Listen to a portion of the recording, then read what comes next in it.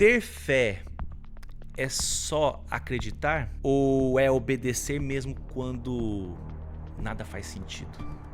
Eu acabei de citar o versículo de Lucas em que o próprio Jesus vai dizer: por que vocês me chamam Senhor, Senhor e não fazem o que eu mando?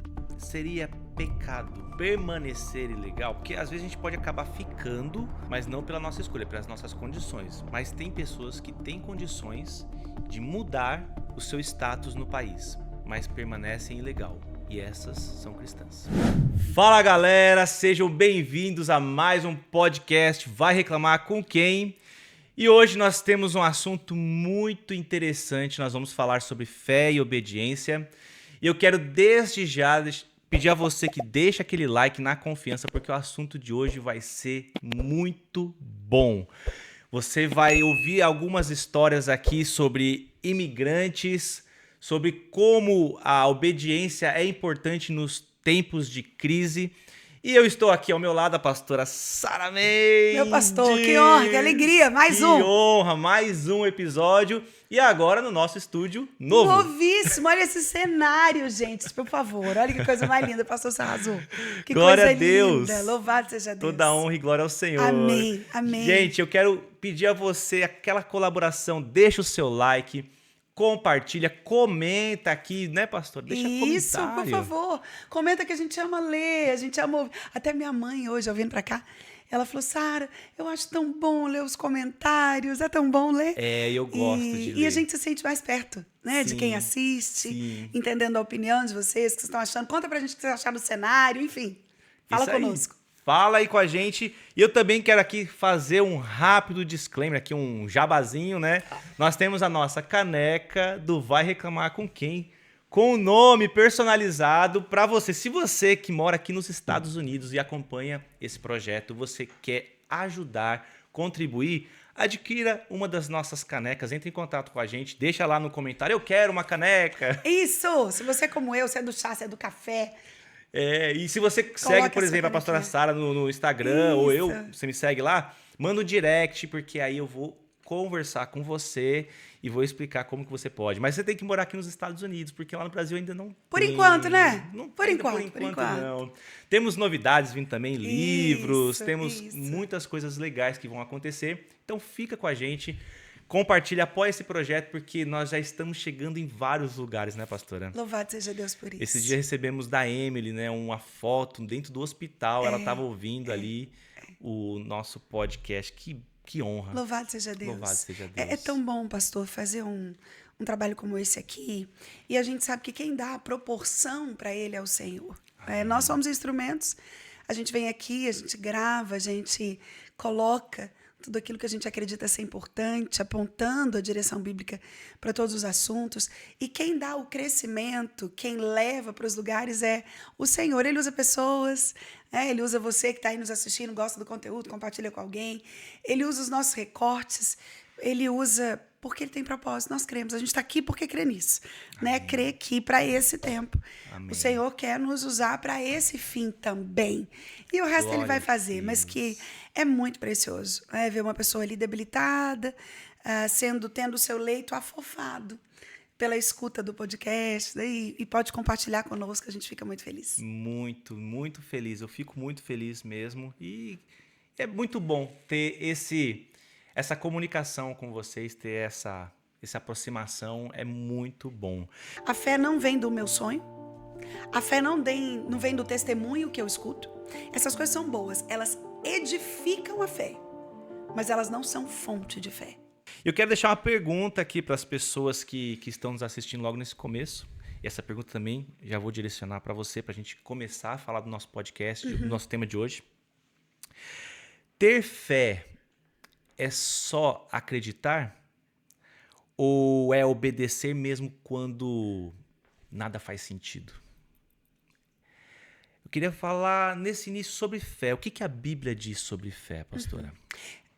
Eu gostei de você perguntar o que a Bíblia diz sobre fé, porque a definição de fé é bíblica. O autor de Hebreus vai dizer assim, fé é a certeza de fatos que se esperam e a convicção de fatos que não se veem. Então, quem dá essa definição é a própria Escritura. Fé não é o que eu sinto, fé não é o que eu vejo, fé não é a minha experiência, fé é a certeza daquilo que eu estou esperando e a convicção do que eu ainda não vi. Também o autor de Hebreus vai dizer assim, ó, o meu justo viverá pela fé. Se ele Amém. retroceder, nele não se compraz a minha alma. Nós, porém, não somos os que retrocedem, somos da fé para a salvação da alma. Então, aqui a gente tem uma subdivisão de fé, uma subdefinição, que é também muito importante, porque se eu sou justo do Senhor, a minha vida é movida pela fé. Se eu retrocedo disso, a alma do Senhor não se compraz em mim. Só que o autor vai dizer, nós não somos os que retrocedem, somos da fé para a salvação da alma. A Bíblia também diz que sem fé é impossível agradar a Deus. E ela também diz que tudo que não provém de fé é pecado. Tiago, ele dá uma aprofundada nisso, porque ele vai falar que existem tipos de fé. E eu acho importante que a gente defina isso, só para que as pessoas que estão nos vendo, pastor, entendam que fé bíblica, ou seja, a fé que de fato, efetivamente, ela salva, a fé salvífica. E por que a fé salvífica? Porque a Bíblia vai dizer, a salvação é pela graça por meio da fé. Porque pela graça sois salvos por meio da fé. Isso não vem de vós, é dom de Deus. Então, ó, a salvação, aquilo que nos dá um carimbo no passaporte para o céu, ela vem pela graça, que por sua vez é um favor imerecido. A gente não merecia, Deus nos dá. Mas o meio pelo qual nós somos salvos é a fé. Ou seja, a única coisa que a gente faz, se é que a gente pode dizer assim, na salvação é crer, é a fé. E ele vai terminar dizendo isso não vem de vós, é dom, é presente de Deus. Amém. Porém, eu preciso acreditar. O autor, o Tiago, falando sobre fé, ele vai falar que existem tipos de fé. Primeiro, ele vai falar da fé falsa. O que é fé falsa, pastor? É uma fé que é meramente intelectual. É o que eu chamo de fé na fé. Eu vou dar um exemplo. A pessoa fala assim, Deus vai fazer porque eu tenho muita fé. Essa pessoa não tem fé em Deus. Ela tem fé na fé que ela tem. Essa é uma fé meramente intelectual. É uma fé somente voltada à crença daquilo que eu penso saber. Esse seria um otimismo? Eu não sei se a gente poderia dizer que é otimismo. Eu acho que tem um pouco mais a ver com crença. O otimismo tem mais a ver com ideologia, sabe? É possível ser otimista sem ter fé nenhuma. É possível ser muito otimista e não ter intelectualidade em torno disso. Geralmente, pessoas que são altamente otimistas nem têm tanta presunção intelectual assim. Né? Elas são mais orgânicas. Eu vou lá, Zeca Pagodinho, eu deixo a vida me levar e a vida leva eu. E elas vão criando um otimismo em torno disso. Entendi. Por isso que a gente fala que o otimismo ele é quase o avesso do realismo e não do pessimismo. Porque a realidade conectada, às vezes ela não me permite uma visão tão otimista assim. Uhum. Então eu acredito que essa fé falsa, é uma fé meramente intelectual, ela tem a ver com essa capacidade autocentrada. É quase um orgulho. Entende? Eu não tenho fé em Deus, eu tenho fé na fé que eu tenho. Não, eu creio, então Deus vai fazer. Não é porque você crê que Deus vai fazer. Jesus realizou muitos milagres com quem nada cria. O critério para viver milagre não é necessariamente fé. Mas Tiago vai dizer que existe um outro tipo de fé, pastor, e essa, na minha forma de olhar, é perigosíssima, que é o que Tiago vai chamar de fé demoníaca. Agora, apesar de perigosa, ela ainda é um pouco mais avançada que a falsa. Qual a característica da fé demoníaca? Tiago vai dizer que eles creem, ou seja, o intelecto está ok, e eles tremem, eles estremecem. Os demônios, ou seja, eles sabem que Jesus é Deus, e a gente tem na Escritura, os próprios demônios olhando para Jesus e falando, não me expulsa não. Eles sabiam que Jesus tinha poder para fazer aquilo, que Jesus era Deus. Eles tremiam de receio e de emoção, mas isso não muda a condição deles de serem demônios. Como é que essa fé emocional opera nos nossos dias? Aquelas pessoas que acreditam que fé tem a ver com o que sentem. Então é assim, eu tô sentindo Deus aqui no culto. Amém, é uma bênção quando você sente. Mas é importante que você saiba que quando você não sente, ele também está. Porque ele é onipresente. O critério da presença de Deus não é validado pelo que nós sentimos, é validado pelo que nós sabemos sobre ele. Você já deve ter visto gente que fala, não gostei do culto hoje, não arrepiei, não chorei, não senti nada. E a pessoa credencia a presença de Deus no ambiente cultico ao que ela sente. Olha como isso é frágil, até do ponto de vista emocional. Agora são 9 da manhã. A gente já sentiu um monte de coisa hoje. Depois que você acorda, você começa a concorrer estímulos emocionais dentro de você. Então, você já sentiu medo, às vezes raiva, às vezes ansiedade, às vezes alegria.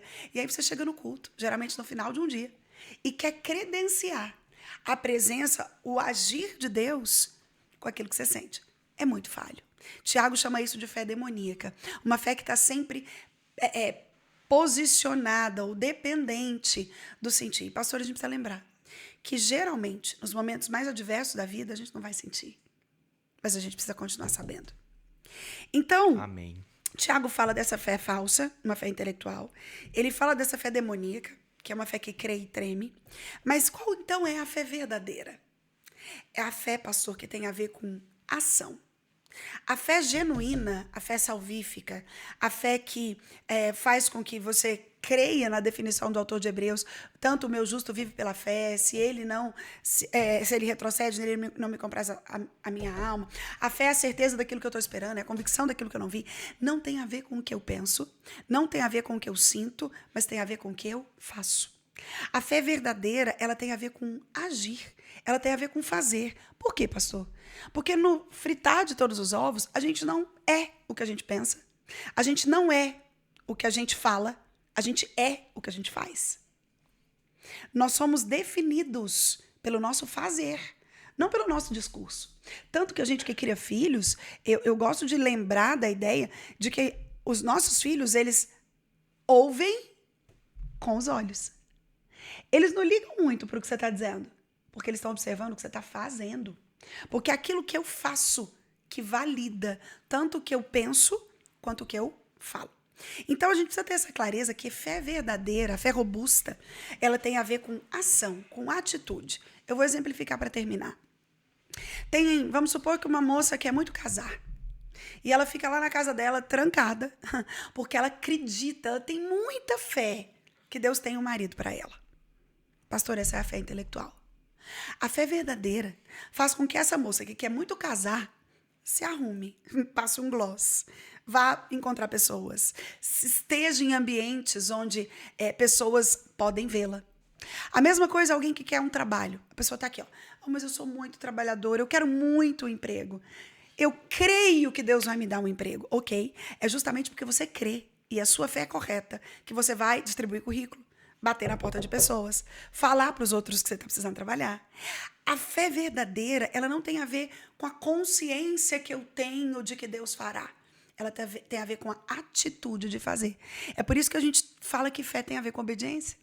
Abraão creu, a Bíblia diz, e isso lhe foi imputado por justiça. Não é porque ele creu e falou, tá bom, Senhor, entendi. É para me sair da minha terra, né? Entendi, é para eu sair da minha parentela. E ele ficou ali. Não, não.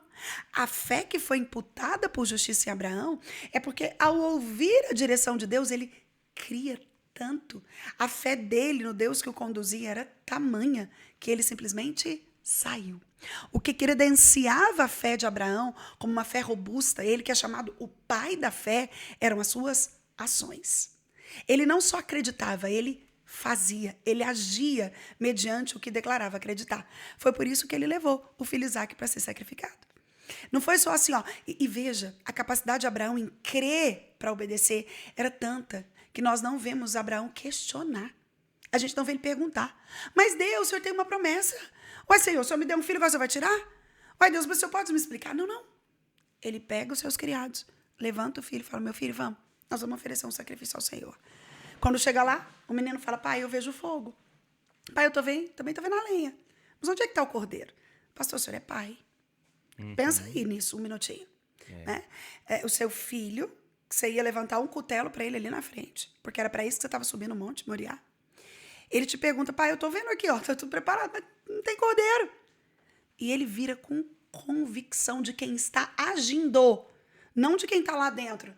O Senhor proverá para si o cordeiro. Isso é fé. É uma fé que está movimentando a minha ação, o meu fazer. Então, a fé verdadeira, a fé bíblica, tem a ver com isso. E aí eu finalizo falando o versículo que fala que sem fé é impossível agradar a Deus. A gente tenta agradar a Deus de tantas formas, né? Sim. A gente tenta fazer um podcast para agradar a Deus. A gente quer cantar para agradar a Deus. A gente presta serviço para agradar a Deus. A gente cuida do casamento para agradar a Deus. Mas olha, o texto também vai dizer que tudo que não provém de fé é pecado.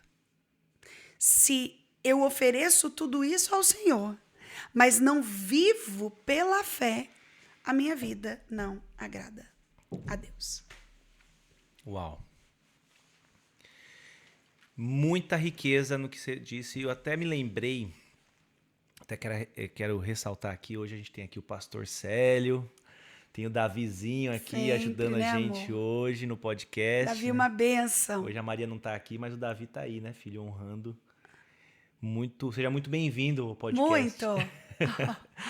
E eu me lembrei, quando eu tinha a idade do Davi, eu queria muito trabalhar, um pouco mais, talvez, acho que 3 anos a mais que ele.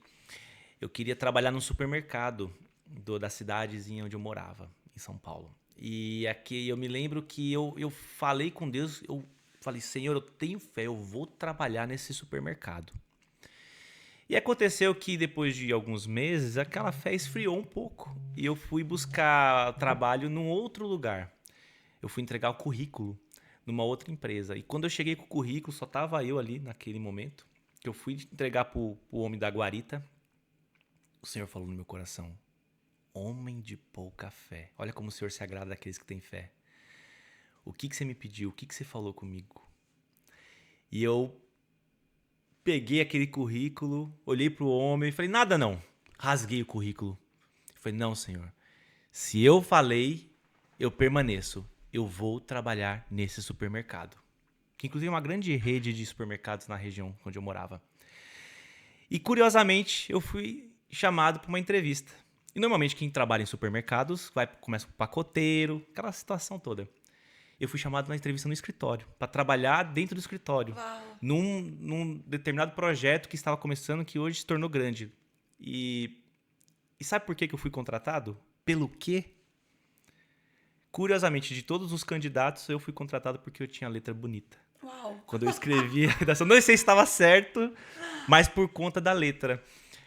Ou seja, era muito improvável que isso fosse acontecer, mas mediante a fé, daquele momento, Deus honrou a promessa que ele tinha feito. Na verdade, não foi eu tive fé, não foi uma promessa, mas Deus me cobrou porque que eu estava agindo daquela forma. Eu lembro até hoje dessa voz. É tão valioso esse momento, você me fez lembrar disso.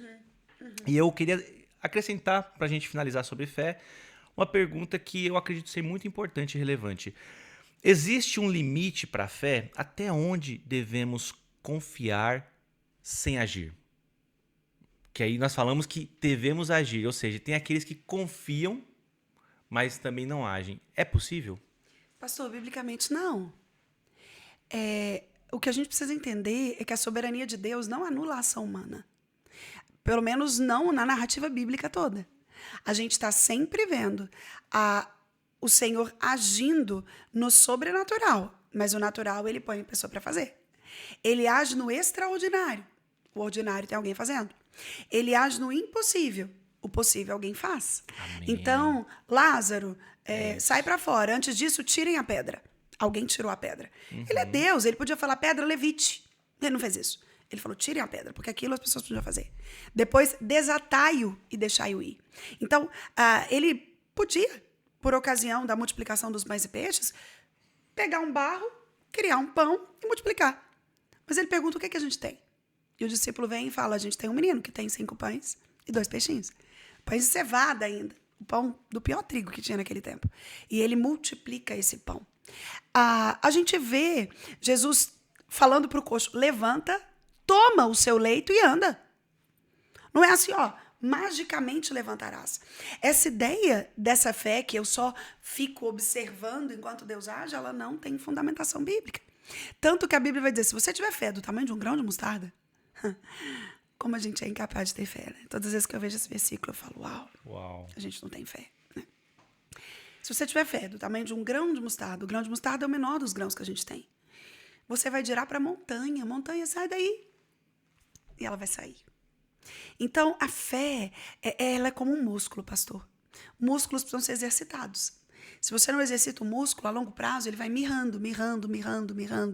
Por que os idosos, por exemplo, e a medicina tem essa dúvida, se quando um idoso cai e quebra a bacia, se a bacia quebrou e ele caiu, Ou ele caiu, depois quebrou a bacia. Por quê? Por causa da fragilidade óssea. A gente vai perdendo essa capacidade de sustentação do corpo. O corpo é sustentado pelos ossos, revestido pelos músculos. Se eu não treino músculos, eles vão mirrando, enfraquecendo. A fé também. A fé precisa de treino. Ela precisa de exercício. E nós exercitamos a fé fazendo. Não é pensando, não é sentindo, não é só louvando. Uma coisa que eu acho importante que a gente lembre também é que a Bíblia diz que a fé vem pelo ouvir. E o ouvir da palavra. A fé não vem da minha experiência. A fé não vem do meu sonho. A fé não vem do testemunho que eu escuto.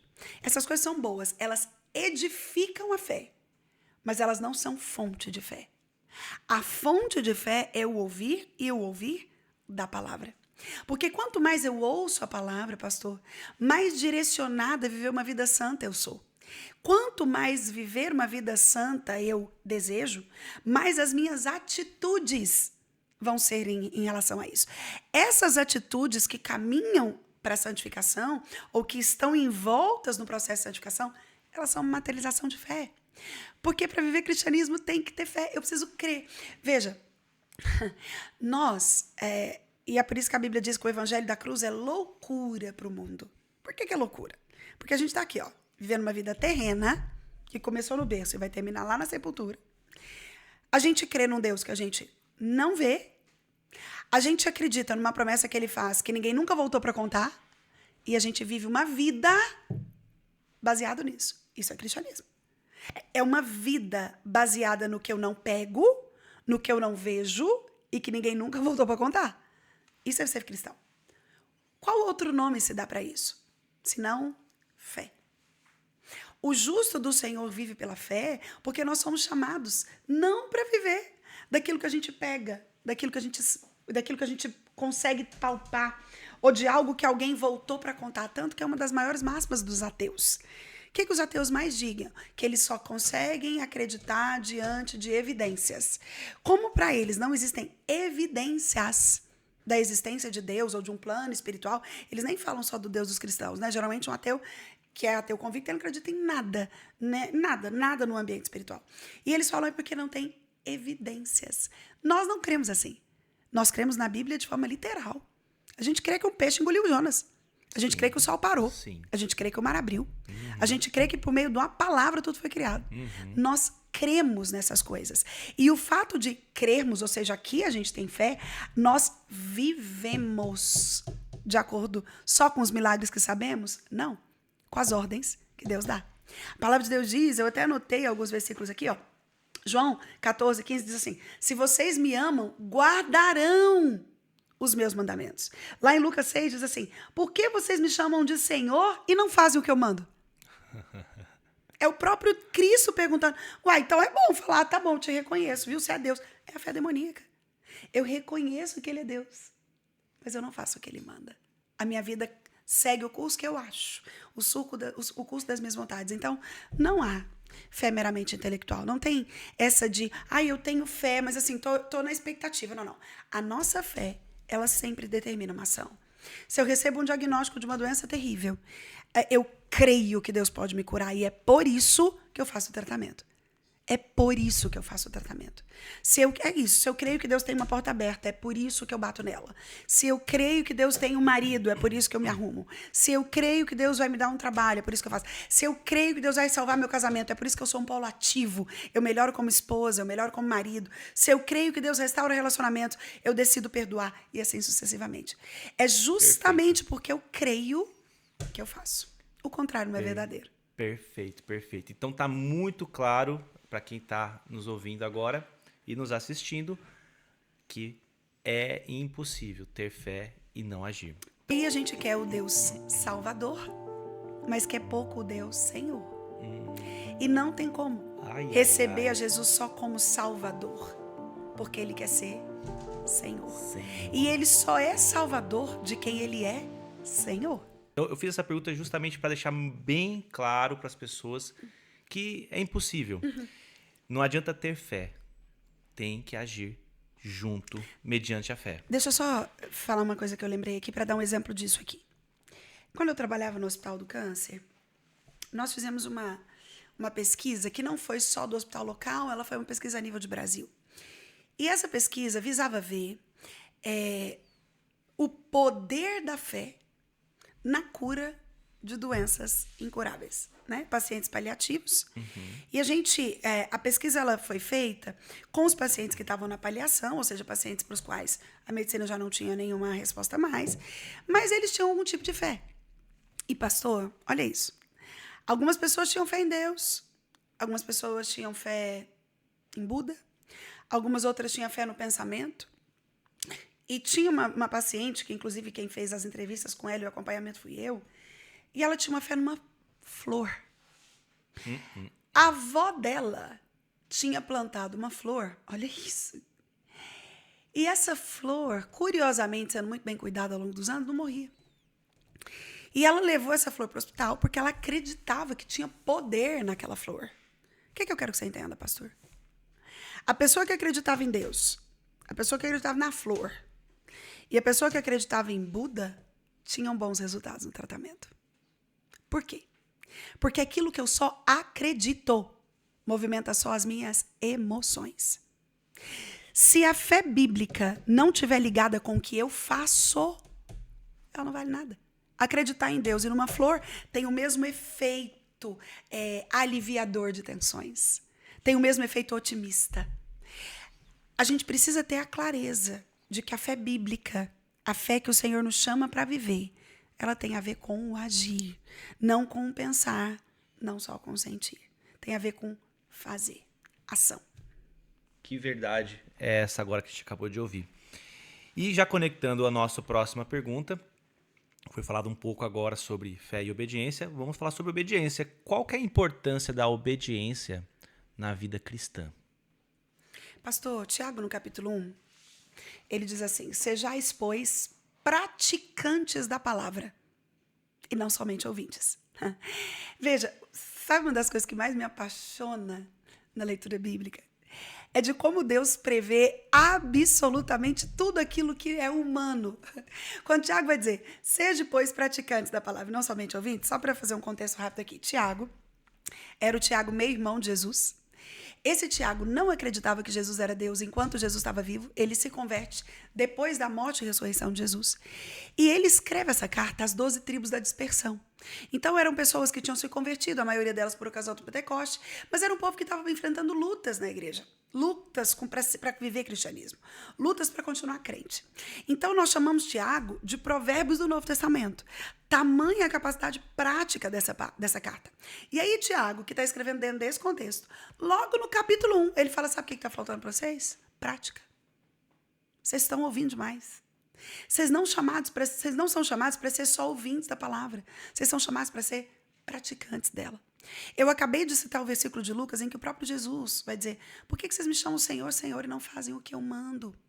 Se a gente entendesse só causa e efeito, Deuteronômio 28 faria completa razão para nós, porque lá a gente tem as bênçãos advindas da obediência, né?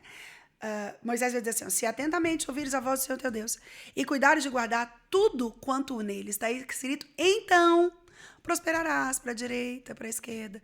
Onde você pisar, o seu pé vai ser terra santa. Onde você colocar a sua mão, você vai prosperar.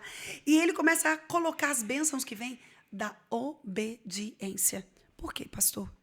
Porque não faz sentido algum falar que ama a Deus e desobedecer o que ele diz. O desafio do cristianismo é justamente a dependência que deriva da obediência. É porque eu obedeço que eu consigo mostrar que a minha fé é verdadeira e que eu acredito em quem Deus é. Sabe, quando eu penso sobre isso, eu penso em como nós somos falhos até em crer. A gente não crê totalmente, pastor. A gente crê em Deus male-male. A gente crê em Deus com um monte de reservinha. A gente crê em Deus para trazer atributos morais para a existência. A gente crê em Deus porque a gente quer dar uma boa razão para manter uma família e criar filhos. Parece que a gente coloca uma linha assim, uma né? Ó, cerca. Senhor, não passa até aqui, ó, vem só até aqui. Isso. E aí a gente quer o Deus Salvador, mas quer pouco o Deus Senhor. E não tem como receber a Jesus só como Salvador, porque ele quer ser Senhor. E ele só é salvador de quem ele é Senhor. Não tem como. Sabe aquele ditado que fala assim, ai, todos somos filhos de Deus, biblicamente, não é verdade? Filho tem a identidade do pai. Filho é aquele que o pai recebeu. No nosso caso, que o pai adotou. E nós somos enxertados nessa videira. E a partir disso, eu começo a caminhar com Cristo. Olha como, às vezes, a gente quer gerar uma complexidade no que é óbvio. A palavra cristão significa miniatura de Cristo. Imitador de Cristo. Alguém que busca ser igual a Cristo. Ai, pastor, eu não gosto de falar que eu sou cristão, eu gosto de falar que eu sou evangélico. Dá no mesmo. Porque se eu falo que eu sou evangélico, eu estou dizendo que a minha vida é pautada nos evangelhos, que por sua vez revelam a vida e obra de Cristo. Então, quando eu me defino como cristão ou como evangélico, o que eu estou dizendo é que eu sou alguém que crê em quem Cristo é, o Filho de Deus, e que sigo a linha da sua vida e da sua obra. Jesus viveu uma vida de obediência. A Bíblia diz que ele obedeceu até a morte e morte de cruz. Que como ovelha muda, ele foi levado ao matador. Ele não questiona, ele não tenta entender, ele segue a agenda do Pai. Ele sabia quando a hora dele era chegada e ele sabia também quando não era a hora dele. Ele sabia a hora de fazer, ele sabia a hora de recuar. Até quando Jesus, Deus, pastor, Jesus era Deus, a gente não pode perder de vista. E ele vai ali diante das angústias da cruz, ele fala aquela frase, Pai, se for possível, passa de mim esse cálice. Contudo que não seja feita a minha, mas a sua vontade. A gente tem ali o Deus, homem encarnado, no limite. No limite não só da sua dor humana e física, no limite da maior dor do mundo, porque ele carregou o nosso pecado. Né? Estávamos lá. O que levou Jesus à cruz não foi a definição de Pilatos, não foi a traição de Judas. O que levou Jesus à cruz foram os nossos pecados. O castigo que nos traz a paz estava sobre ele. E sobre as pisaduras dele nós somos sarados. E essa a atitude de levar sobre ele tudo isso, o pastor causou muita dor, ao ponto dele falar, Pai, se for possível, passa de mim. Se for possível. Não houve uma cogitação em desobedecer, em descer da cruz, em falar, não, Deus, deixa eu te falar, eu estou até disposta a morrer por um povo, mas esses aqui, olha aí, Senhor, eles gritaram Barrabás. Racionalizar é o que a gente faz, né? Deus, eu até quero obedecer, mas você está vendo aquele lá? Deus, eu até queria pagar imposto, mas você está vendo onde eu moro? Aqui não fazem nada com imposto. Deus, eu até queria ser mais honesto, mas você está vendo os políticos? Deus, eu até queria fazer uma coisa aqui melhor na igreja, mas você está vendo aquele lá que está no altar pecando? E a gente quer racionalizar o nosso dever de obedecer. Né? Nós obedecemos não por causa do sistema ou para ser validado por algo. Nós obedecemos porque amamos o Senhor. E isso é uma coisa que é importante entender, pastor, porque se a gente vai na Gênese, a pergunta que você, eu, quem está nos assistindo precisa fazer é, que tanto eu amo a Deus? Que tanto eu confio nele? Porque a capacidade de obedecer tem a ver com a capacidade de confiar. Às vezes a gente não obedece porque a gente duvida. Eu duvido. Será? E se eu fizer isso e tiver esse prejuízo? E se eu fizer? E se eu deixar todo mundo saber? Lá na minha caixinha de perguntas do Instagram tem sempre perguntas com essa conotação de alguém que carrega uma culpa por um pecado oculto e fica nessa angústia de revelar o pecado e correr o risco de perder. Perder, às vezes, um monte de coisa. Tem gente que carrega uma culpa de um adultério e aí a pessoa pensa, eu queria tanto contar porque eu carrego isso, mas e se eu contar e perder? Agora, qual é a conta que a gente tem que fazer? Esse e se, pastor, ele tem que ser antes de agir. Porque tentar remediar as coisas depois que elas acontecem é muito terrível. Há pouco tempo, o Célia e eu aconselhávamos um casal de líderes de uma igreja local, e o pastor desse casal estava assediando algumas mulheres. E esse casal ficou muito perdido e desesperado, porque eles tinham muita confiança no pastor, tinham muito trabalho dentro da igreja local, tinham muito zelo com as pessoas que estavam debaixo deles, e estavam sentindo muitas dores, muita decepção, muita raiva, muito sentimento misturado, muita coisa misturada, né? Dentro desse contexto de traições e de tantas coisas. E aí, um dia, eles falando conosco sobre isso, ele falou, porque o pastor que estava afastado, virou para mim e falou que eu não posso sair da igreja porque se eu sair, todo mundo que está debaixo de mim sai também. Falei, opa, parou. Essa responsabilidade não é sua. Não é. Veja, eu não estou dizendo fique lá. Não. Eu estou dizendo que quem deveria ter pensado nas consequências de um ato imoral antes de fazê-lo foi o pastor. Agora veja, ele é pego num assédio recorrente, é afastado. E aí ele começa a transferir para quem está lá agora as consequências da ausência de obediência dele. Às vezes, a gente arruma desculpas para não obedecer baseado no que a gente vê em volta de nós. Ah, ninguém obedece. Eu furo fila, todo mundo fura. Eu não vou pagar imposto, todo mundo rouba. E a gente vai ajudando, arrumando boas desculpas. Tem empresário que você conversa com ele, você quase é convencido. Você fala, nossa, é mesmo? Não paga imposto mesmo, não, mãe. E aí Jesus vai dizer, parou. Porque a gente tem que dar a César o que é de César. E dar a Deus o que é de Deus. Jesus está falando do Estado. César é a representação do Estado. E Jesus estava dizendo, olha, se você é um cidadão, de onde você quer que você seja, Brasil, Estados Unidos, Dinamarca, Venezuela, se você é um cidadão daí, você deve ir ao Estado. O quê? As regras do Estado. As normas que o Estado tem. Mas a gente é muito bom para dar desculpas.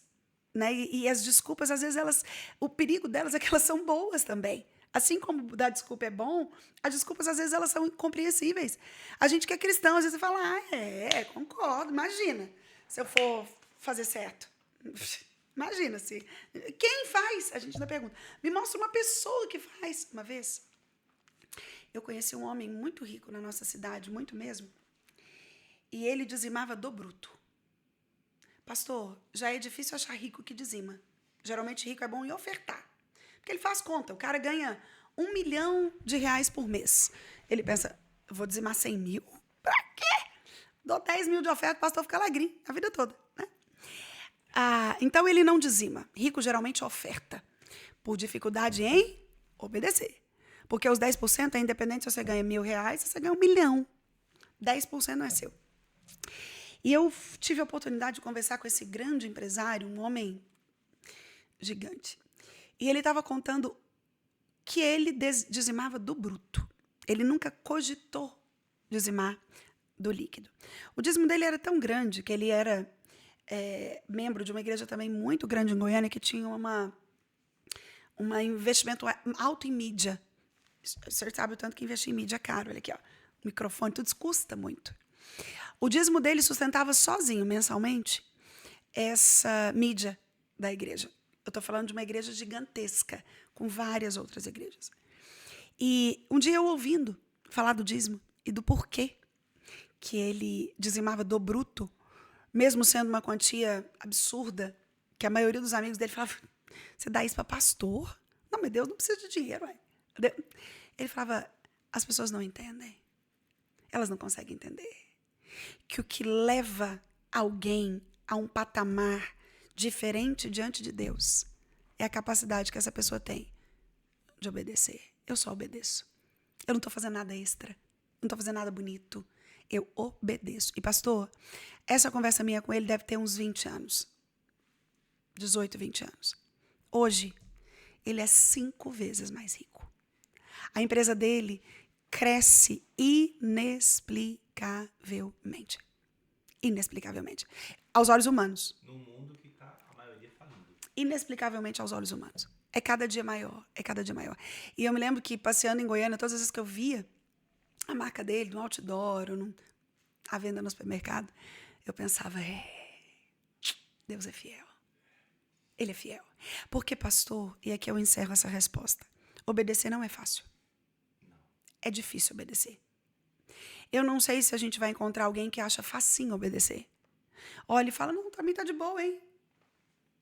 Sou obediente.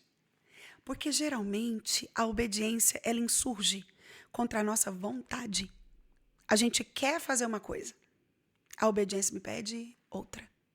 A gente tem razões que justificam aquilo que a gente gostaria de fazer. A obediência quer que eu abra mão das minhas razões e faça o que tem que ser feito.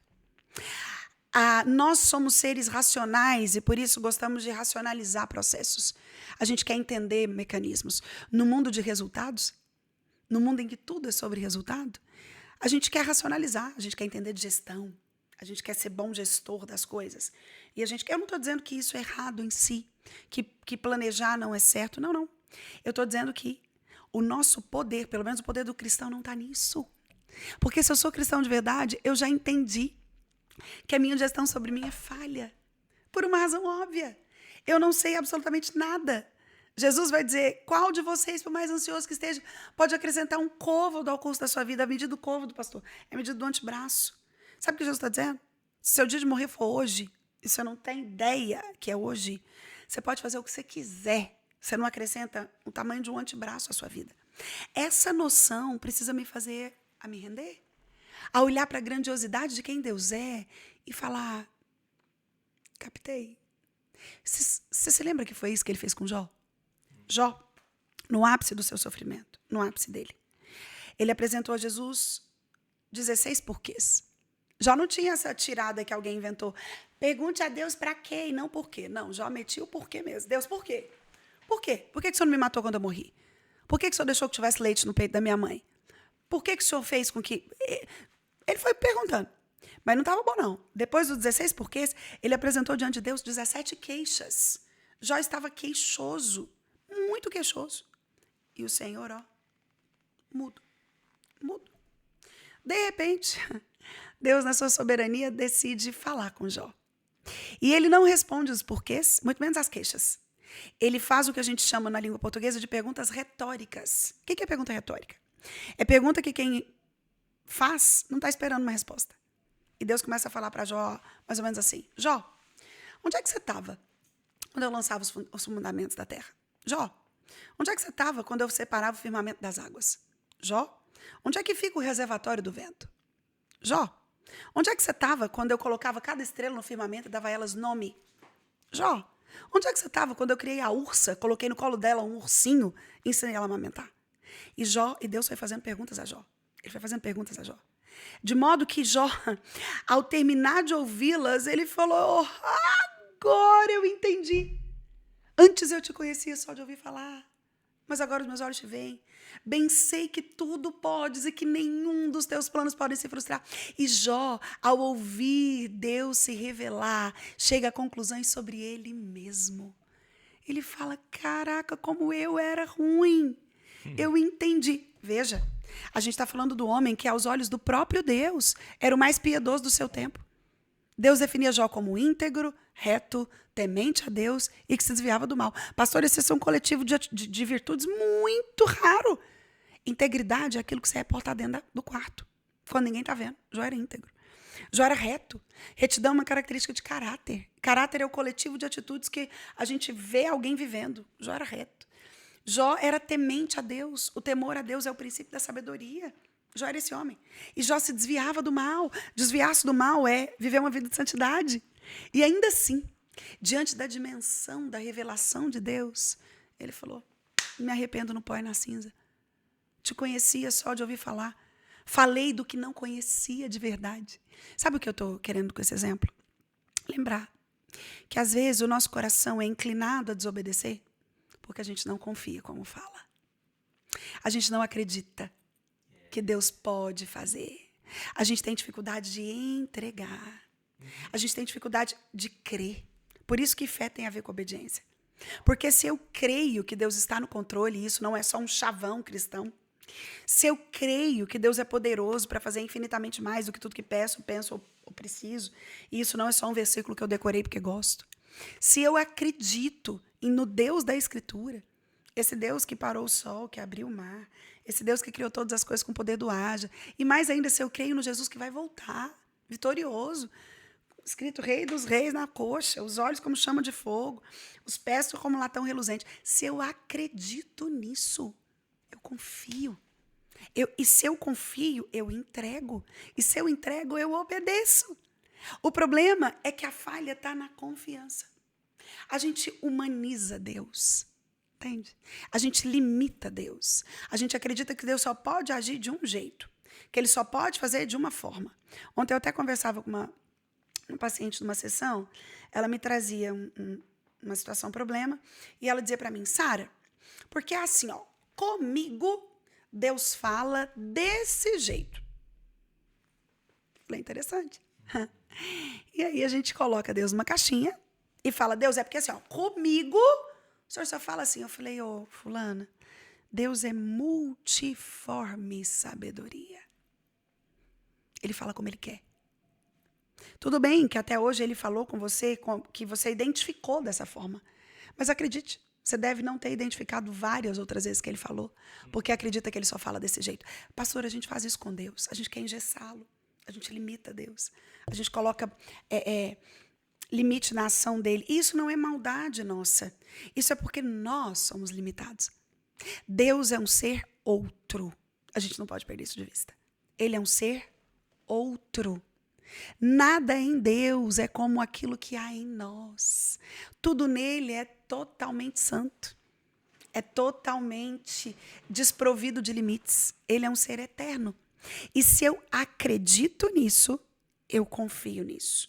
Se eu confio, eu entrego. Isso também não é só chave do Instagram. Confio, entrego, agradeço. Eu já não gosto de pôr. Não. Existe uma construção aqui que vai culminar na obediência. É por isso que onde a obediência falha, falhou primeiro a fé.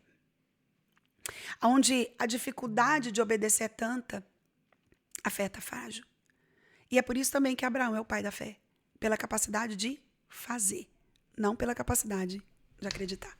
Seria pecado permanecer ilegal? Porque às vezes a gente pode acabar ficando, mas não pela nossa escolha, pelas nossas condições. Mas tem pessoas que têm condições de mudar o seu status no país, mas permanecem ilegal. E essas são cristãs.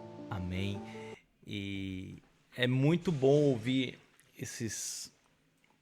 todo esse conhecimento, a gente atribuir tanto a fé quanto a obediência. E como você estava falando, saber, quanto mais a gente conhece a Deus, mais a gente vai saber da nossa real capacidade, porque está nele, tudo nele. E é por isso que a gente tem que conhecer, se aprofundar e conhecer ao Senhor. Eu quero deixar aqui uma ilustração que eu sempre usei com as pessoas que eu converso sobre a diferença entre crer e confiar. Imagine duas montanhas e dessa montanha um grande penhasco e um cabo de aço estendido. E aí a gente para ali e daquelas pessoas que andam que anda por cima das coisas assim, equilibrando, né? Equilibrista. Enfim, eu não sei o nome dessa pessoa. Mas deve ter. Deve ter o nome. Essa pessoa que anda se equilibrando fala assim, você crê que eu atravesso em cima dessa corda? A gente vai falar, é perigoso. No primeiro momento a gente vai talvez desdenhar, vai duvidar, mas vamos lá. Aí ele vai e volta. Aí ele pergunta, e aí, você crê? Creio. Aí agora eu vou com uma bicicletinha. Olha aí, já dificultou. E aí? Crê ou não? Eu creio, ele já foi andando, né? Aí ele vai com a bicicletinha lá de uma rodinha só, pedala e volta, tá tudo ileso. Aí você fala, e a partir de agora? A partir de agora não tem mais dúvidas, eu creio. E muitas pessoas creem assim, porque veem, porque há evidências. Mas aí ele pergunta, você confia no meu colo? Aí é o momento onde as pessoas... É o limite. Não, agora não, no seu colo não vou não. Mas você acabou de ver, eu fui e voltei.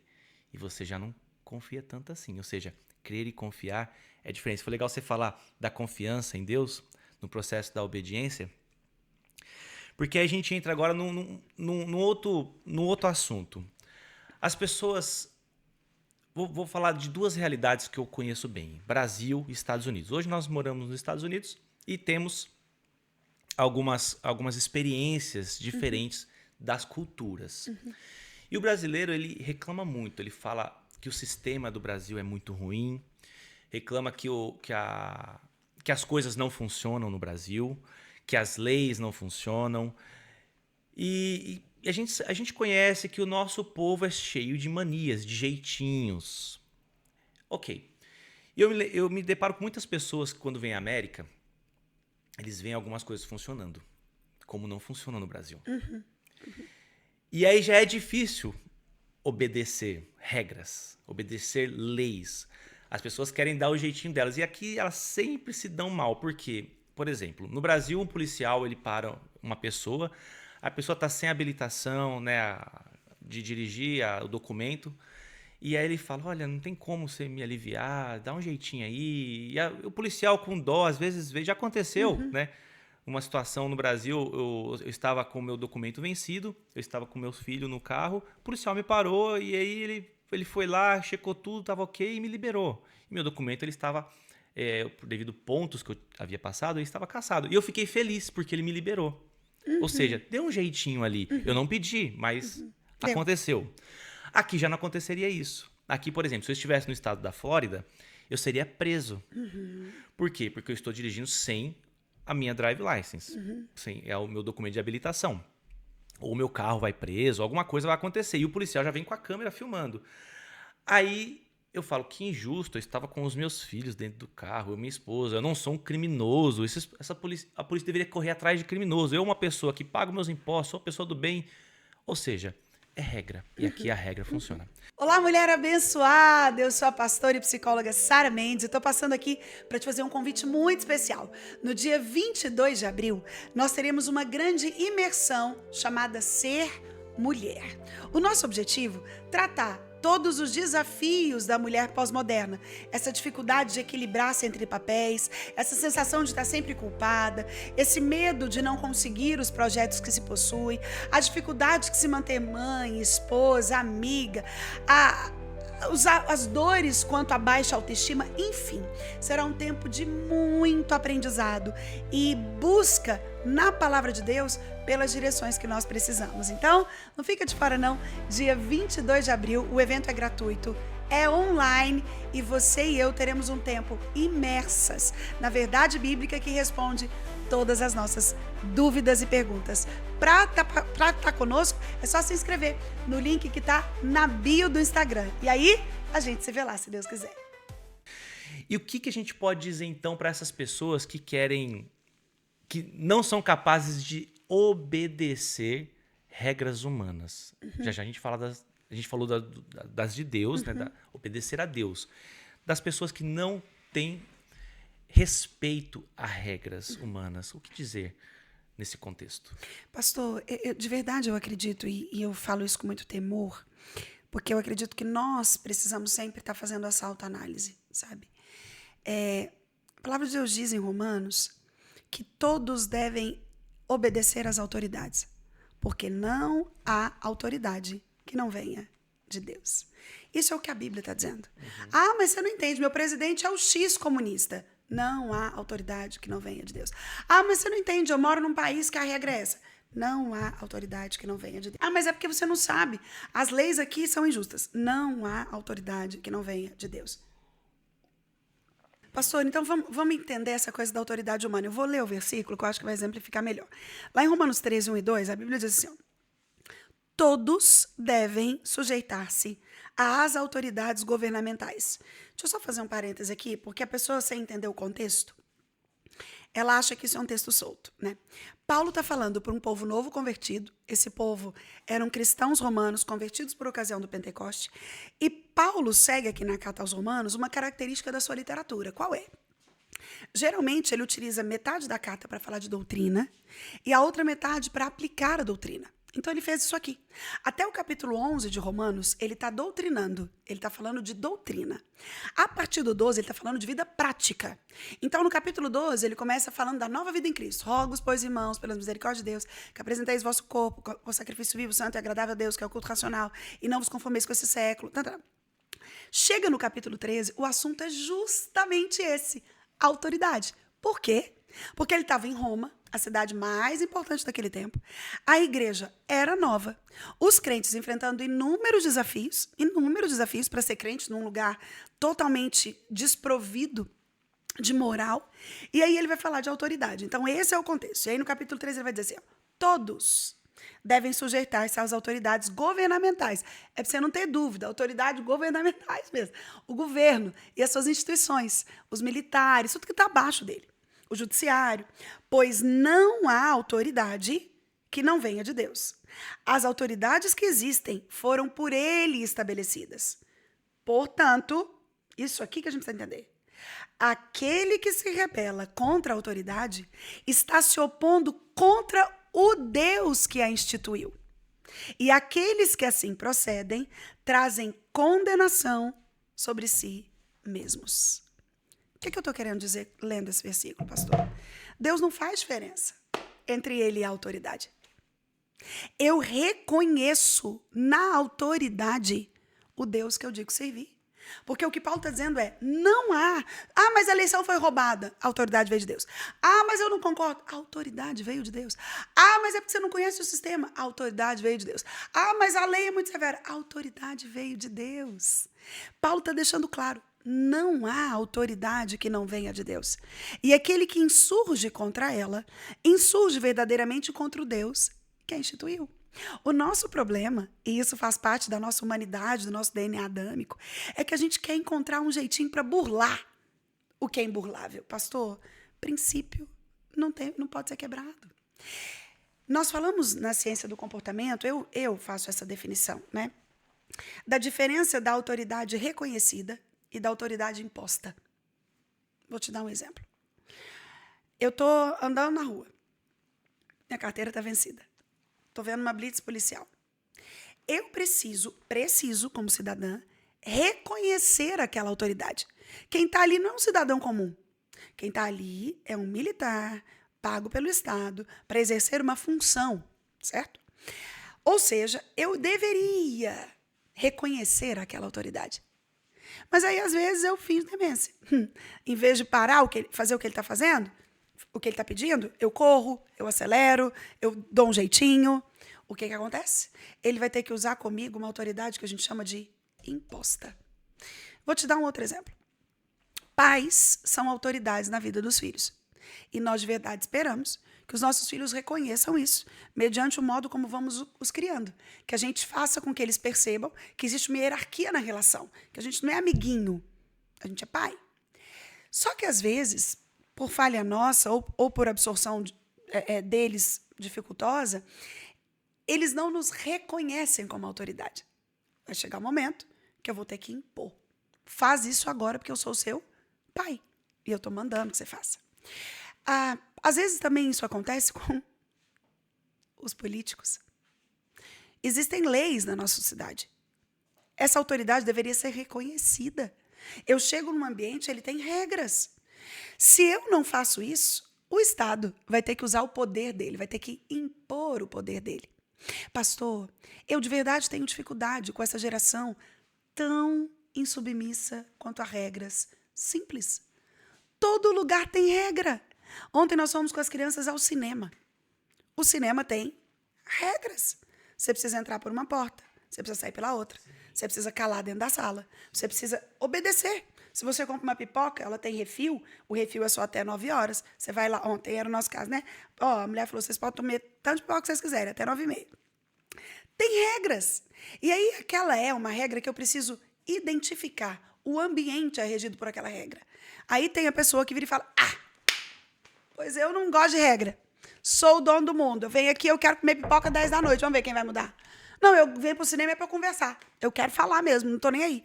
Não, eu não posso pôr o pé na cadeira, mas eu tô com vontade. Como assim? Nós somos uma geração, e eu não falo que é o privilégio da nossa geração. Nós temos a desobediência no nosso coração. Adão e Eva que o digam.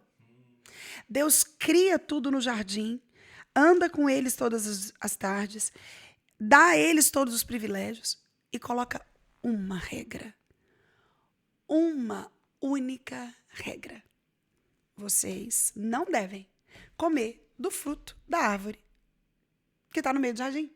Porque no dia que comer, certamente, não é? Ocasionalmente, talvez, pode ser que, certamente morrerás. Vai Adão e Eva, ouvindo a voz da serpente. Né? E no capítulo 3 a gente tem a trágica descrição da queda. A serpente chega e fala, isso que Deus disse, não pode comer da árvore. É porque no dia que você comer, você vai conhecer o bem e o mal.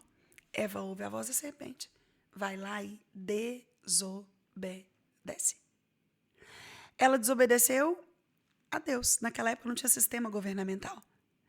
E aquilo que Deus disse que aconteceria, aconteceu. É por isso que quando nós falamos que todos nós somos condenados no primeiro Adão, é porque esse que é o chamado de pecado original nos condena, e quando nós somos concebidos em pecado, esse DNA já está em nós. É por isso que a gente não precisa ensinar uma criança a desobedecer. Você está falando, ô menininho, não põe o dedo na tomada, que você vai levar choque. O menininho vai andando para o rumo da tomada e te olhando ainda, já viu? Você deve ter ouvido isso. Ele vai andando te olhando, ver o que você vai falar. Ou seja, uma predisposição a desobedecer. A nossa natureza é má, pastor. Nós não somos uma folhinha em branco, totalmente. Nós nascemos em pecado. E essa situação de ser sujeito, de obedecer à autoridade, eu não estou falando só do Estado, porque deveria ser tão óbvio. Se eu moro nos Estados Unidos, o que rege a minha vida são as leis daqui. A troco de quê? Que eu quero morar aqui e fazer a minha lei? Quebrar toda a lei, fazer toda a lei. A troco de quê? Que eu moro no Brasil e eu quero... Eu não estou dizendo que algumas coisas não nos indignem. Elas nos indignam. É mais fácil pagar imposto aqui do que no Brasil. Não é que pagar imposto é uma delícia, mas aqui a gente vê o imposto. Né? Aqui nos Estados Unidos você anda numa excelente highway, aqui você tem segurança, aqui. Então você vê, no Brasil é mais difícil, você está sangrando para pagar o imposto, e aí o asfalto é ruim, as políticas públicas são péssimas, isso é um outro assunto. Mas a gente não está falando disso. Nós não somos chamados para arrumar a justificativazinha, que foi o que Eva fez, e que depois deu ao seu marido, deu a Adão, bateu um martelo para a condenação de toda a raça humana. O que é importante que a gente entenda é que, independente da autoridade, ela vem de Deus. Todos os lugares têm. O professor é autoridade em sala de aula. O juiz é autoridade dentro do ambiente dele. O pastor é autoridade dentro da igreja local. Ontem uma moça veio na minha caixinha e perguntou assim, pastora, acho que eu vou mudar de igreja. Porque eu fui falar para os meus pastores umas coisas que eles não gostavam de ouvir, mas eles precisavam. Eu gastei algumas caixinhas falando daquela moça. E eu disse a ela, fulana, então, talvez você tenha entendido algumas coisas. Eu nem de longe vejo base bíblica para a gente ficar, não toca no ungido, quem toca no ungido vai para o inferno. Não é sobre isso. Porém, nós precisamos reconhecer que dentro da igreja local existe alguém a quem Deus instituiu para cuidar do rebanho dele. Essa pessoa é o pastor. A Bíblia o chama de anjo da igreja. E a gente de verdade espera que essa seja a pessoa que tenha a direção, o cajado, com quem Deus fale. É por isso que é a ovelha quem escolhe o pastor. Não é o pastor quem escolhe a ovelha. Sou eu, ovelha, que olha e fala, gostei. O pastor Dani é um pastor que eu acredito nele. Eu confio nele, eu vou escolher para ser meu pastor. Eu vou para a igreja dele. Agora, achar que eu, que sou ovelha é teimosa, ovelha é desobediente, ovelha é míope. Estou falando de características do bichinho ovelha mesmo, que é por isso que a Bíblia chama a gente de ovelha. Ela não está nos elogiando, né? Eu acho que até falei em outro episódio do podcast. Ela estaria nos elogiando, ela chama de gato. Vocês são os gatos e Deus é o domador. Porque gato é um bicho esperto. Ele cai, ele em pé, ele se limpa sozinho, ele é autônomo, né? Ele tem 7 vidas, como dizem os outros aí. Mas a Bíblia nos chama de ovelhas. E aí, essa moça cogita mudar de igreja, porque ela acha que tem o direito de falar o que ela pensa para a autoridade. Pastor, não pode ser assim. Sabe, eu sou do tempo que a gente tinha tanto zelo para falar de pastor. Eu não estou falando só de pastor. Eu dei esse exemplo para ela. Eu falei, você entraria na sala do governador do estado sem bater na porta e falaria para ele tudo que você pensa acerca do que pode melhorar no governo? Você não faz isso. A troco de quê que você acha que você pode fazer isso com o pastor? Para falar com o seu professor em sala de aula, você tem que combinar, marcar um horário, reconhecer a autoridade dele. Para falar com um militar na rua, para conversar com o gestor de uma grande empresa. Lugares têm normas. E a Bíblia vai dizer que quando eu tenho dificuldade com isso, muito mais eu terei dificuldade de obedecer a Deus. Quando eu não consigo obedecer aquilo que eu estou vendo, a regra está lá. Ela existe para isso. Sabe, Sara, eu sou uma pessoa que eu gosto de regras. Eu me sinto confortável nelas. Do mesmo jeito que eu gosto de obedecer. Não é porque eu sou boa. Pelo contrário, porque eu sou muito ruim. E eu não gosto de ter que lidar com as consequências de não ter desobedecido. Então, vamos supor, se eu faço um procedimento médico, pastor, eu vou seguir à risca o que o médico vai me prescrever. À risca. Se ele falar que eu tenho que tomar remédio às 3h25 da manhã, eu vou acordar às 3h25. Eu não vou achar... Não é porque eu sou boa, é porque eu não quero ter que pagar a conta se algo der errado. Eu vou poder falar, peraí, mas eu te obedeci. Eu obedeci. Isso também vale para Deus. Quando nós somos obedientes, não é a garantia de que tudo vai dar certo aos nossos olhos, isso também tem que ficar claro. Mas é a segurança de que eu estou fazendo aquilo que convém a quem foi salvo pela graça. E isso me leva a uma próxima pergunta que vai ser uma polêmica nesse podcast, eu acredito. Tratando ainda da realidade dos imigrantes. Seria pecado, então, ficar ilegal, permanecer ilegal? Porque às vezes a gente pode acabar ficando, mas não pela nossa escolha, pelas nossas condições. Mas tem pessoas que têm condições de mudar o seu status no país, mas permanecem ilegal. E essas são cristãs. Pastor, eu diria para essas pessoas que elas precisam investigar o coração. A pergunta a ser feita é: por que eu me sinto tão confortável com uma situação de ilegalidade? Isso não tem a ver só com uma permanência num país. Sempre que nós nos sentimos confortáveis em situações que deveriam nos gerar desconforto, a gente está flertando com o pecado. A gente está se acostumando, a gente está nutrindo um pecadinho de estimação, que tem menos a ver com o nome que o pecado tem, mas tem mais a ver com a motivação do coração. De verdade, eu tenho dificuldade com alguém que se sente muito confortável com ilegalidades, sejam elas quais forem. Por que eu não tento? Por que eu não faço a minha parte? Sara, você não conhece o meu caso. O meu caso, eu vim pelo México, aí a gente vai um pouco mais além. Por que eu tenho conforto em quebrar uma lei simples? O que é uma lei simples? Vamos pegar os Estados Unidos, que é o país que a gente está. Aqui existe uma regra para entrar, certo? Sim. Qual é a regra? Você tem que ir na embaixada e tem que tirar um visto. Eu, Sara, aos meus olhos, acho, eu não sei te dizer, eu acho quase humilhante. O quê? Você está lá no Brasil, você é um cidadão de bem, e aí, de repente, você vai tirar um visto.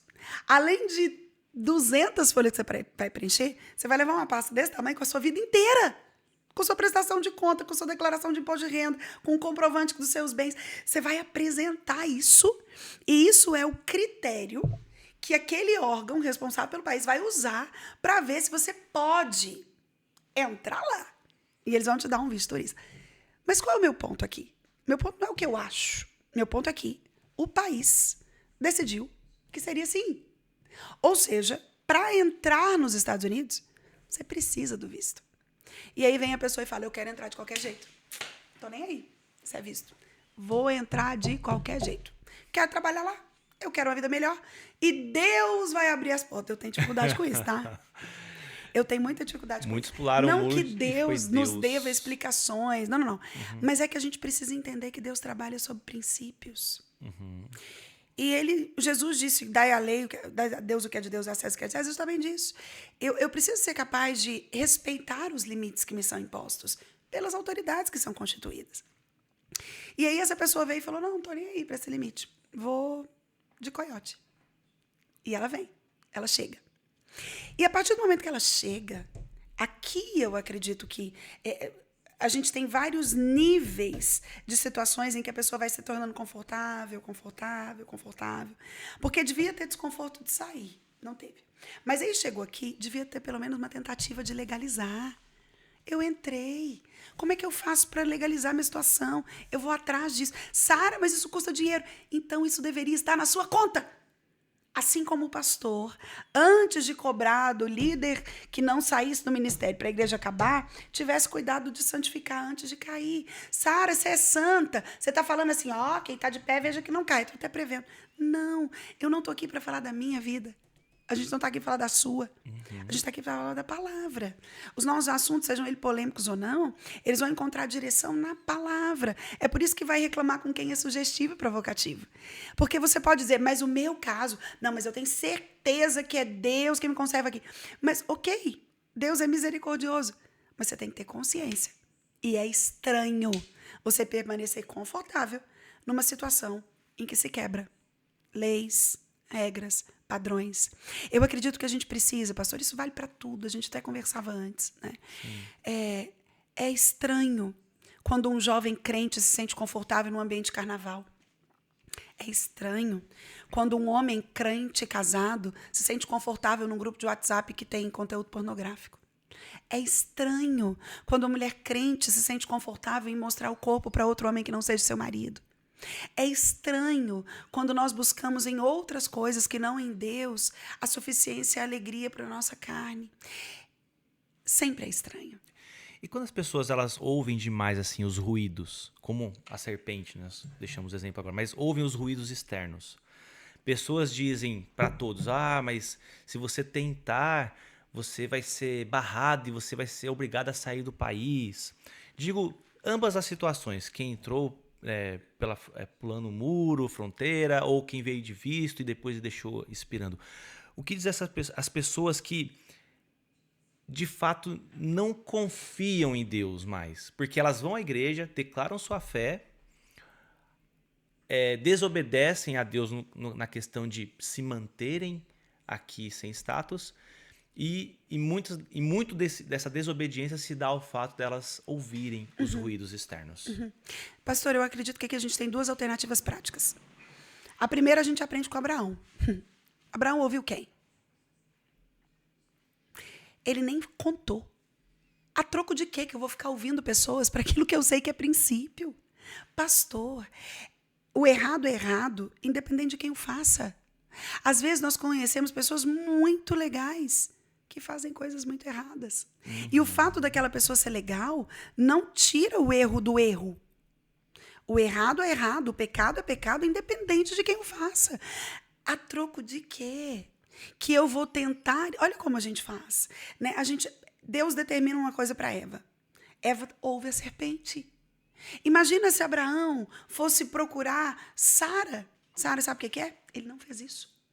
Sabe o nosso filho, Isaac, aquele lá que você teve depois que a gente não podia ter filho, né? A gente tem quase 100 anos, então Deus mandou levar ele para lá. Ele não fez isso, pastor, ele obedeceu. Toda tentativa de ouvir vozes para justificar ações são racionalizações que retiram de mim a capacidade de obedecer. Porque a obediência ela tem a ver com confiança, ela não tem a ver com conhecimento. Não tem a ver com aquilo que me transporta para um lugar seguro. Ou, Senhor, eu vou até obedecer, tá? Mas eu quero dar uma entendida. Eu preguei domingo sobre Isaac. Isaac estava enfrentando um tempo de fome na terra. Fome é necessidade primária. Um homem provedor da sua casa nunca vai se sentir confortável no ambiente de fome. E ele teve a opção de ir para o Egito, porque o Egito era uma terra de muita fartura. Então ele pega a família dele toda e fala, vamos para o Egito? Lá está tudo dando muito. No meio do caminho, Deus para ele e fala, Isaac, não desças ao Egito. Fica em Gerar. Pastor, Gerar era deserto. Era uma terra que nada que plantava dava. Era uma terra sem água. Mas o versículo 6 do capítulo 26 vai dizer assim, Isaac, pois, ficou em Gerar. Sabe o que o texto está dizendo? Ele obedeceu. Ele não ficou assim, mas Senhor, e se eu for lá e meu povo passar fome? Mas Deus, no Egito tem fartura. Mas Senhor, o Senhor está vendo aqui, né? Eu tenho mulher e filho para criar. Mas Deus... Tudo aquilo que a gente tenta justificar para poder dizer que a gente tem razão de estar fazendo o que a gente está fazendo. E, afinal de contas, Deus é muito amoroso. E Ele olha o meu caso. É justamente porque Ele é amoroso. E porque você sabe desse amor que você vai fazer de tudo para agradar o seu Deus. E nisso, pastor, eu acho que duas coisas são importantes. Primeiro, a fonte. Quem fala? Quem está falando é alguém que eu devo ouvir? Que tipo de reputação essa pessoa tem? Ela vive uma vida moral? Ela busca se legalizar aqui, se a gente está falando da legalização. O problema é que, às vezes, a gente vai ouvir gente que está pior que a gente. Eu estou com crise no casamento, eu vou ouvir uma pessoa que traiu a mulher. Como assim? Eu tô com dificuldade para ser santo nas minhas vestes, eu vou ouvir a opinião da blogueira sobre roupa. Então, o que a gente quer é uma validação, não é uma direção.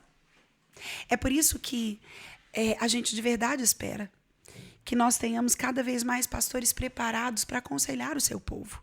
Porque num contexto de cristianismo, o seu pastor, por meio de um manuseio da palavra da verdade, não é isso que Paulo vai dizer? Que o pastor tem que manusear bem a palavra da verdade, saber usá-la. Então, a minha ovelha, ela é ilegal, ela me procura sobre isso. Eu preciso saber o que dizer a ela. Eu, pastora. Não como Sara. Porque às vezes a minha vontade, o meu amor, o meu zelo é falar, fica, tá tudo certo, vamos enfrentar isso, ó, Deus vai te livrar do, como é que chama o órgão que tá procurando os imigrantes? ICE. Olha, Deus, a gente até pode orar para Deus livrar do ICE, mas a pessoa tem que entender que o fato dela estar aqui dá ao ICE o direito de deportá-la. É muito triste. Mas é por isso que Jesus disse assim, ó, não vos deixe enganar. De Deus não se zomba. Aquilo que o homem semear, certamente ele vai colher. O que Jesus está dizendo é, a sua semeadura, ela vai ter colheita, seja ela qual for. Se eu decidir entrar num país ilegal, eu vou ter que colher isso em algum momento. Se eu decidir trair minha mulher, eu vou ter que colher isso em algum momento. Se eu decidir usurpar impostos, eu vou ter que colher isso em algum momento. Se eu decidir desobedecer a Deus, eu vou ter que colher isso em algum momento. É isso aí. Bom, gente, esse foi então o nosso podcast de hoje. Olha aí quanta riqueza. Se você não confia plenamente, só acredita, se a sua fé tá fraquinha, você vai ter que fazer o quê? Buscar maneiras de estar mais próximo de Deus e revelar essa identidade na sua vida. Amém? Amém. Bom, claro, esse é um podcast cristão. A Maria fala que eu parece que eu tô na igreja, né? O tempo inteiro falando amém, aleluia, glória a Deus. É porque a nossa atmosfera aqui é muito boa, né? Conversar com a pastora Sara é realmente assim incrível. A gente tem essa vibe cristã mesmo no nosso meio. Então, você que não é cristão e nos acompanha, já vai se acostumando, porque logo, logo você vai estar falando glória a Deus e aleluia o tempo todo. A gente crê. Gente, é isso aí. Esse foi o nosso podcast. Eu vou pedir a pastora Sara para orar por esse momento, para que você que está aí com a sua fé fraquinha venha ser edificado através dessas palavras e dessa oração. Amém? Vamos orar. Senhor, nós te adoramos nesse momento. Pai, aleluia, pela tua grandeza, nós reconhecemos o teu senhorio, quem o Senhor é. Um Deus grande, um Deus forte, um Deus poderoso, um Deus bom, um Deus misericordioso, um Deus gracioso. Obrigada, Senhor, por podermos confiar em Ti e nos ajuda a fazer isso. Pai, a começar em mim aqui, nos ajuda, Senhor. Como é desafiador em alguns momentos, porque a nossa humanidade, ela grita e a gente tende a não querer ou a não conseguir confiar e aí não obedecer. Nos perdoa por isso. Nos perdoa por todas as vezes, Senhor, que nós não te obedecemos, que nós te ferimos e que nós afastamos o teu Espírito de nós. Sim, Deus. Nos ajuda por meio dele a sermos obedientes, nos dá corações obedientes. Como diz a canção, dá-me um coração igual ao teu, coração disposto a obedecer. E eu quero te pedir que isso também alcance as pessoas que estão orando conosco agora. Quem sabe tem gente aqui, Senhor, com dificuldade de crer, e sem crer não consegue obedecer. E sem obedecer, a vida vai trazendo colheitas muito desafiadoras. Pai, visita o teu povo. Visita essa mulher, esse homem, esse jovem, essa pessoa que está aqui nos assistindo, Senhor, e desejando viver uma vida que te agrada, que revela o teu amor. Nos ajuda, Senhor. Sozinhos nós somos falhos, mas pela capacitação do teu Espírito nós podemos. Eu quero abençoar na autoridade do nome de Jesus cada pessoa que nos assistiu até aqui. E que o teu favor a encontre, que a tua paz a encontre, que a tua alegria a encontre, para a glória do teu nome. Nós oramos, agradecidos por tudo, em nome de Jesus o Cristo. Em nome de Jesus. Amém. Glória a Deus. Glória a Deus. Gente, deixa o seu like, deixa o seu comentário sobre esse tema, se for relevante os comentários, né? Nós vamos fazer o episódio 2 desse assunto sobre imigração, sobre obediência. E espero que você tenha sido abençoado. E se você não concordou com alguma coisa aqui, vai reclamar com quem, pastora? Pastor, isso aí é quase com a Bíblia toda, viu? Porque obediência tá em tudo. Vai reclamar com a palavra de Deus. Mas você pode reclamar aqui também, que a gente quer conhecer seu comentário. Amém. Pastora, Deus abençoe, Deus abençoe. Tchau, gente. Até o próximo. Tchau, gente. Até a próxima, se Deus quiser.